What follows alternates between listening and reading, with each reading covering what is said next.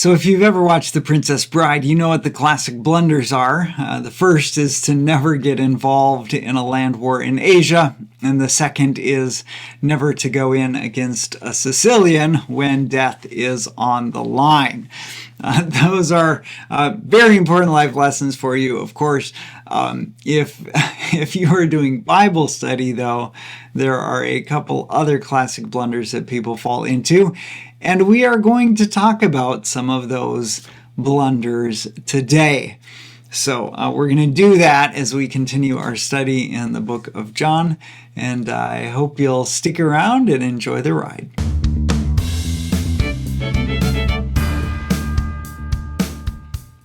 All right, so like I said, we're talking about classic blunders today. I'm going to, let's say I'll just introduce the blunders first, and then we'll read the text, we'll talk about the text, and then we'll sort of apply some of these blunders, okay, or see how they're applicable. So the first thing that we have to watch out for that people often do is that we ignore context. Context, of course, is everything that surrounds the little bit of text that we're doing. This could be his history. It could be philosophical ideas that the author and his audience would have had in mind. It could be the context within the text, like there's something bigger going on in the text we're talking about. But if you just, grab one little bit of the text out of a passage, you can make it mean anything you want it to mean. And that doesn't mean it's true just because you found those words in the Bible. Of course, it just means that you twisted Scripture to say what you wanted it to say. And so we don't ignore context when we do Bible study. The second thing that we do often is we look for verses to back up our belief. Okay, so you make this claim, perhaps you're a Christian, you make this claim, and somebody says, well, I don't agree with you, and then you say, well, I need some Bible verses to back it up. And maybe you're, honestly, a lot of pastors sometimes operate this way, where they'll make this bold claim, and it sounds really bizarre, and so then they'll take you on this sort of hopscotch jump through the Bible, pulling out a verse here, a verse there, a verse here, and you mash them all together and they seem to support your belief. But that's a bad way to do Bible study. And the reason, of course, is that if God wanted to teach that idea directly and simply, you could have just written it into Scripture directly and simply. And so anytime your belief has to piecemeal 1,000 different verses together to make itself stick is an indicator that you should be very leery as to the reliability of that doctrine. Okay, another thing that happens very often in Bible study, especially when we do it as sort of as lay people or casually, is that we jump to hasty conclusions. In other words, we'll like read something and we'll go, oh, well, that reminds me of XYZ, and so that must mean XYZ. And that's not always the case. Just because two ideas are related conceptually does not make them, of course, equivalent. And just because God might be talking about, blue things doesn't mean that he's talking about the ocean and the sky and blueberries all at once. Okay, so when we read a text and just very quickly, without trying to understand the flow of the argument in the text or the passage, and without trying to understand a bit of the history and the background, if you just go straight to this, like, well, what does it mean? You're almost always going to be wrong in some capacity. Okay, so we don't do that when we study our Bible. And finally, failing to test your conclusions.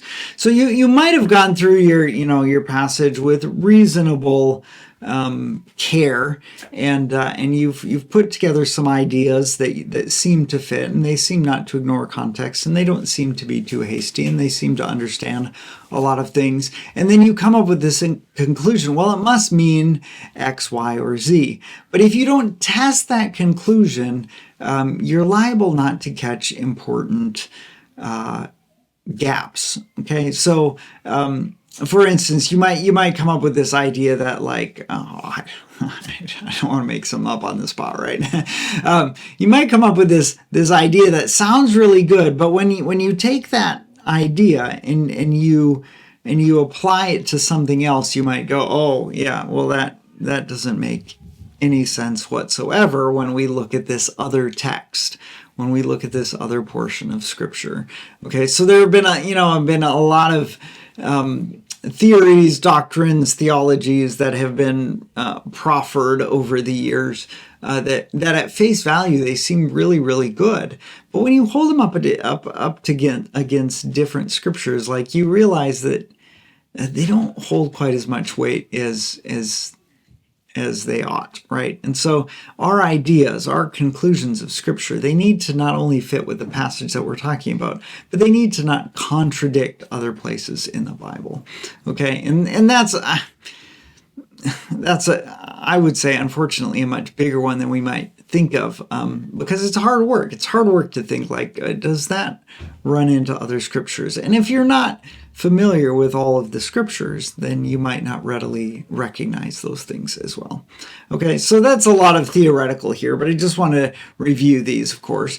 Here are some classic blunders that happen in Bible study. Number one, we might ignore context. Number two, we might just get in a rush to look for verses to back up our belief and take them out of context. We might jump to hasty conclusions that aren't warranted by the text, and we might fail to test our conclusions and stick with essentially a really bad idea. So I mention these because they're top of mind as I look at today's passage. And we're going to talk in John 5, and we're going to find actually a very common error, and I would say an error that actually tripped up the very translators of the English Standard Version. Okay, so I would say that the translators of the English Standard Version, this committee of very biblical scholars, got something terribly, tragically wrong when they wrote that translation. And you'll see why as we go. So let's just read the text then. We're in John chapter 5 where we left off. And it's a bit of a long account. We're not going to step through the whole thing here, but we're going to pause a few places along the way, and then we're going to focus our attention on the end. So after this, there was a feast of the Jews, and Jesus went up to Jerusalem. Now there is in Jerusalem by the sheep gate a pool, in Aramaic called Bethesda, which has 5 roofed colonnades. In these lay a multitude of invalids, blind, lame, and paralyzed.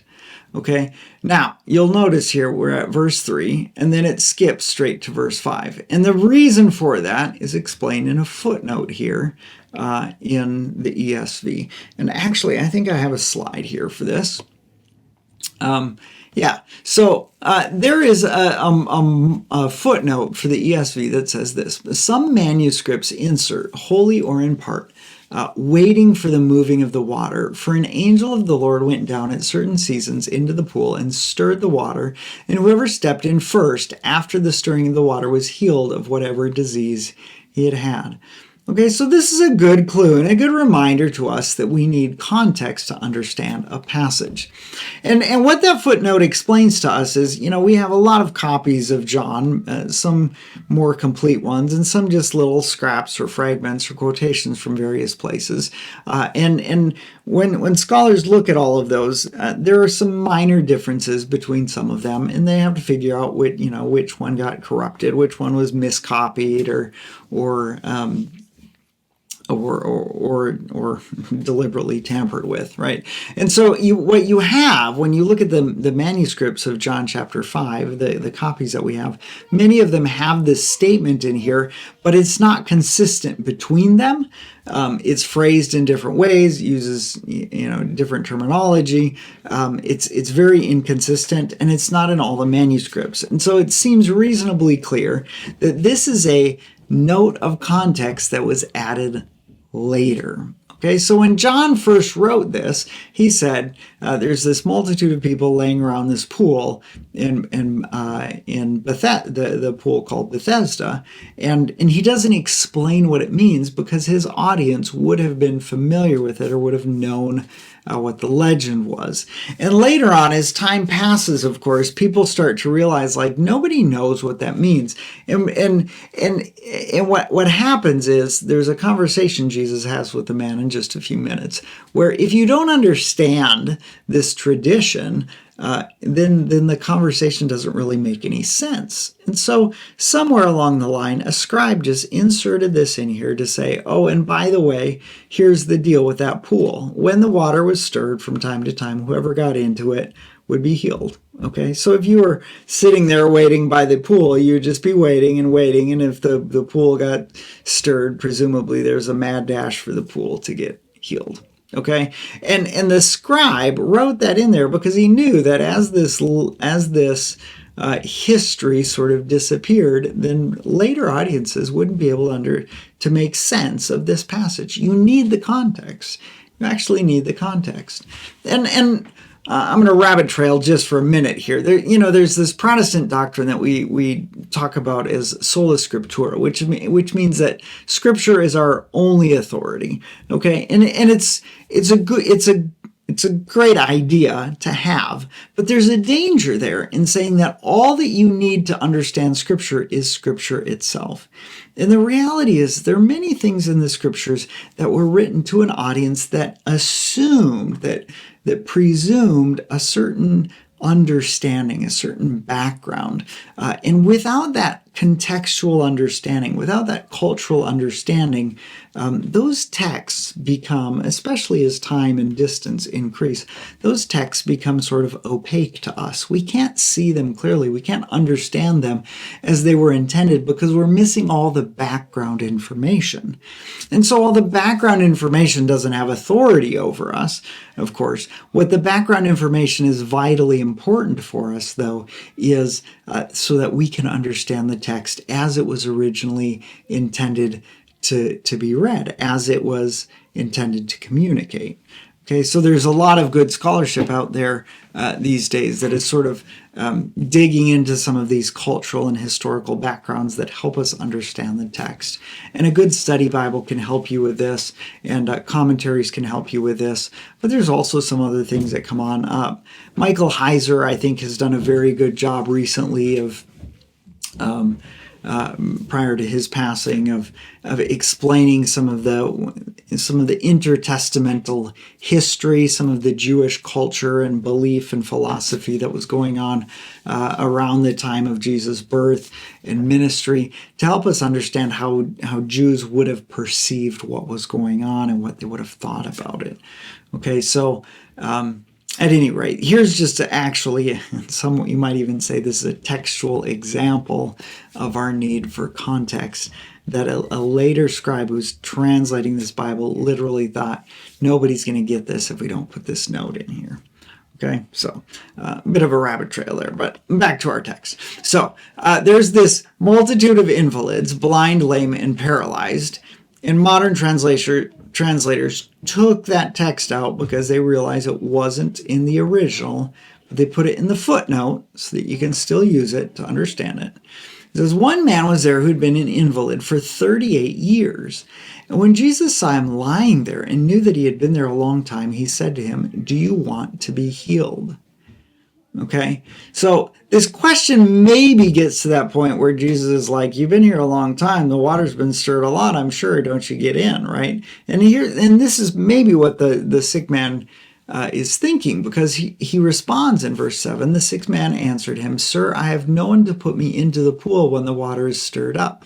And while I'm going, another steps down before me." And you go, oh, okay, now it makes sense. Without that understanding about the angel of the Lord stirring the water and the first one getting in being healed, we wouldn't know what his response has anything to do with. Okay, verse 8. So Jesus says to him, "Get up, take up your bed and walk." And at once the man was healed, and he took up his bed and walked. That's a pretty remarkable miracle, right? There's a man who's been lame for 38 years, and now he just stands up and walks away. And this is where it starts to get interesting. The plot thickens, okay? So now that day was the Sabbath. And so the Jews said to the man who had been healed, "It is the Sabbath, and it is not lawful for you to take up your bed." But he answered them, "The man who healed me, that man said to me, 'Take up your bed and walk.'" And they asked him, "Who is the man who said to you, 'Take up your bed and walk'?" Now the man who had been healed did not know who it was, for Jesus had withdrawn, as there was a crowd in the place. Afterward, Jesus found him in the temple and said to him, "See, you are well. Sin no more, that nothing worse may happen to you." Then the man went away and told the Jews that it was Jesus who had healed him, and this was why the Jews were persecuting Jesus, because he was doing these things on the Sabbath. But Jesus answered them, "My Father is working until now, and I am working." This is why the Jews were seeking all the more to kill him, because not only was he breaking the Sabbath, but he was even calling God his own Father, making himself equal with God. Okay, so now we're going to pause and we're going to talk about this.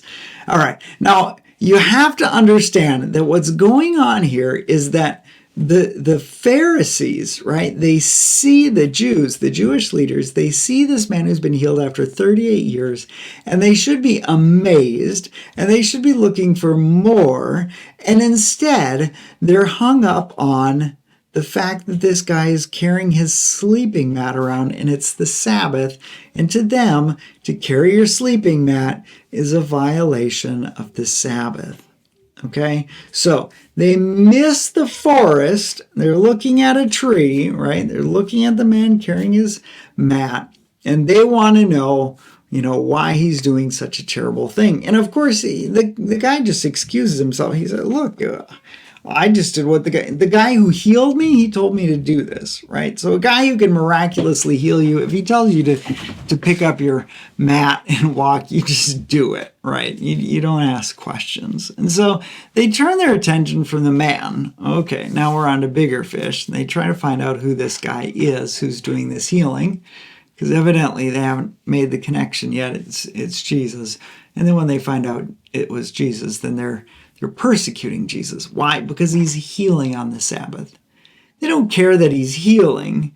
They care that all that they care about is their rule, the Sabbath. What is and isn't allowable on the Sabbath day. And this is, it's a theme we've already seen in John, right? Where the Pharisees, the Jewish leaders, they don't understand Jesus. And when Nicodemus comes to Jesus, he doesn't understand Jesus. And Jesus says, "You know what? You're a teacher. You ought to get this stuff. You don't get it. You're confused because you don't understand what's going on here."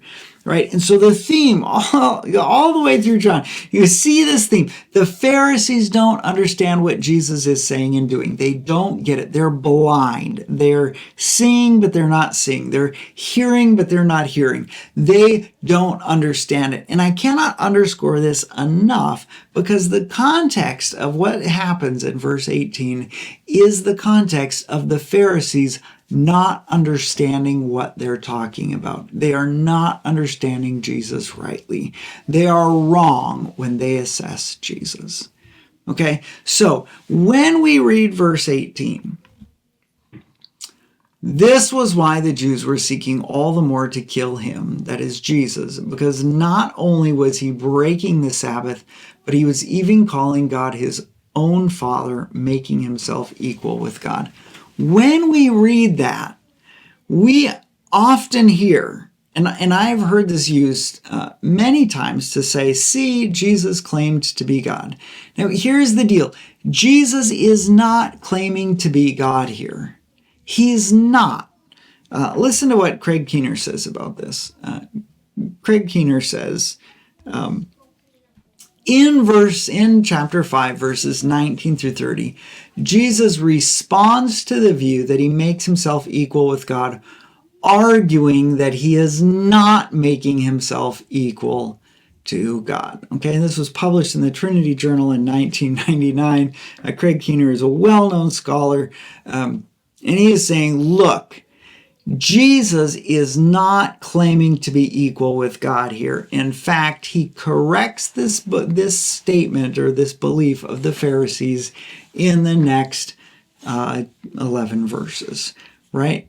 And here's why I said the ESV translators get this wrong. Because look at this. In your ESV, they have this this heading, and these are inserted by the editors of the translation. They're not in the original text. They do not exist in Greek. These are put in here by English editors to help you find stuff and to summarize stuff. And they are just flat out saying, here, the point of this next section is that Jesus is equal with God. And that is, I would say, that is categorically false. And I'm going to explain why. I agree with Keener here. I'm going to explain why in just a minute, but you have to understand, right, that what has happened here when we make this leap and we say this is Jesus being equal with God, we are ignoring context. We are jumping to conclusions. We are proving a doctrine that we already hold true with proof texts. We're basically doing all of the classic blunders when we do this. Okay? And so I just want to walk you through this verse and help you understand why we need to slow down when we see things like this, and why this verse actually does not agree with the writers of your ESV translation. You know, it's one of those places where you're like, oh my goodness, did they really do that? Yes, they did. Okay, so let's take a look at it. So the first question we have to ask when we see this passage is, whose ideas are they? So consider John 5:18. This is why the Jews were seeking all the more to kill him. All right, so John is explaining to us the reason why the Jews want to kill Jesus. Okay, John is not explaining what these passages tell us about who Jesus is. He is explaining to us the reasons that the Jews had in their heads when they wanted to kill Jesus. Okay, so he just introduces straight out with this context. This is why the Jews were seeking to kill him. This is the Jewish leaders' reasoning. It's not John's reasoning. It's not God's inspired, reasoning about what this means. This is the Jewish leaders' reasonings, and it's right there in the text that John is telling us that's what this is. Okay, and they had two reasons. They had one reason, not only was he breaking the Sabbath, okay, so they thought, all right, Jesus is breaking the Sabbath, we got to kill him. And in fact, breaking the Sabbath was punishable by death according to the Old Testament law. But he was also even calling himself God, his own Father, making himself equal with God. And so in the Jewish mind, they say that Jesus calls God his Father, and this makes him equal with God. That is the reasoning of these Jewish leaders. Okay, and so we have to get this straight, that this is not John's inspired judgments of the situation, but this is the Pharisees. And what that means is, either, if this is John's inspired judgment, then we would have to conclude that Jesus was indeed breaking the Sabbath, which is why the Jews wanted to kill him, and that he was indeed making himself equal to God. Right? Do you see the problem here? In this statement, the Pharisees are saying Jesus is breaking the Sabbath. Now, if Jesus had to be a sinless sacrifice and not break the law of God, including keeping the Sabbath, and if Jesus said, I came to fulfill all of the law, right? And if the scriptures say that no sin was found in him, then we have to conclude, number one, that Jesus was not actually breaking the Sabbath. That there was something going on here which meant that he was not breaking the Sabbath, but the Jews falsely concluded that he was breaking the Sabbath. Right? There are other texts that talk about this bit of Jesus healing on the Sabbath, where he defends himself to the Pharisees. We're not going to go there today. I just want to point out to you, if these are John's assessments, this is what's going on with Jesus, then John is calling Jesus a lawbreaker and a Sabbath breaker. And John most assuredly is not doing that. And so somehow we want to read this text and say, well, the Pharisees were wrong about the Sabbath breaking, but they were right about Jesus making himself equal with God, right? I don't think you can break those things out. Okay, I think either you have to include he both broke the Sabbath and made himself equal with God, or you have to say he neither broke the Sabbath nor did he make himself equal with God. Now, this is not an absolute. I will confess, this is not an absolute thing. Theoretically, it would be possible to separate these two out and say, well, they were wrong about the Sabbath, but they were right about him making himself equal with God. But here's the difficulty with that. I don't think we can do that either. And here's why.